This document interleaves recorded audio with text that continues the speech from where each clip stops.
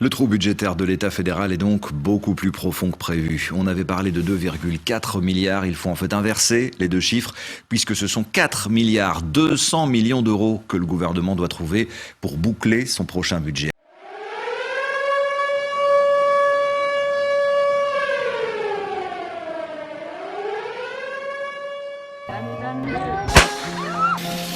Mesdames et messieurs, je vous remercie pour votre présence ce soir. Mais d'abord, le droit de manifester est un droit légitime, démocratique, que je respecte. Et moi, j'écoute, j'entends les messages qui sont adressés par les forces sociales, par les forces syndicales. Ce droit a été refusé. Or, je pense que ce qui compte, ce sont les décisions qu'un gouvernement prend pour améliorer le quotidien des citoyens. Nous devons décider, agir ensemble, parce que c'est ensemble que nous pouvons forger les réponses justes aux défis nombreux auxquels nous faisons face. Et puis, comme le disait Saint-Exupéry, il ne s'agit pas de prévoir l'avenir, mais de le rendre possible. C'est pour cette raison que le gouvernement vous demande... Non. Avion de chasse. Les citoyens sont lucides, de plus en plus ils savent. La vérité, c'est que l'enjeu essentiel, c'est de réussir les défis économiques, sociaux à l'intérieur de l'Europe, parce qu'au plus on réussira à faire en sorte que l'on crée de l'emploi, de l'activité économique, au plus on sera en mesure d'assumer la solidarité, d'assumer nos engagements internationaux.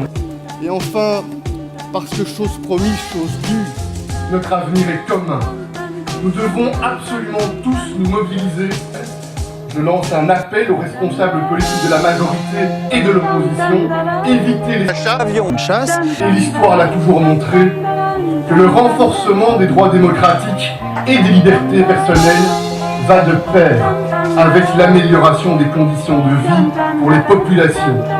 Aucun de nous, en agissant seul, ne peut atteindre le succès. Ce sont les paroles de Nelson Mandela.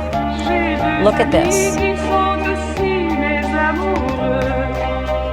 Le temps est bon, le ciel est bleu. J'ai deux amis qui sont aussi mes amoureux.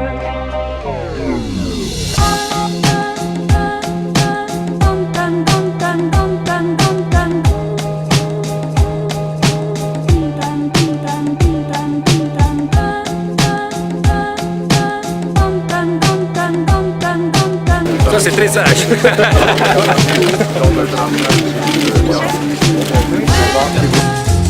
Point.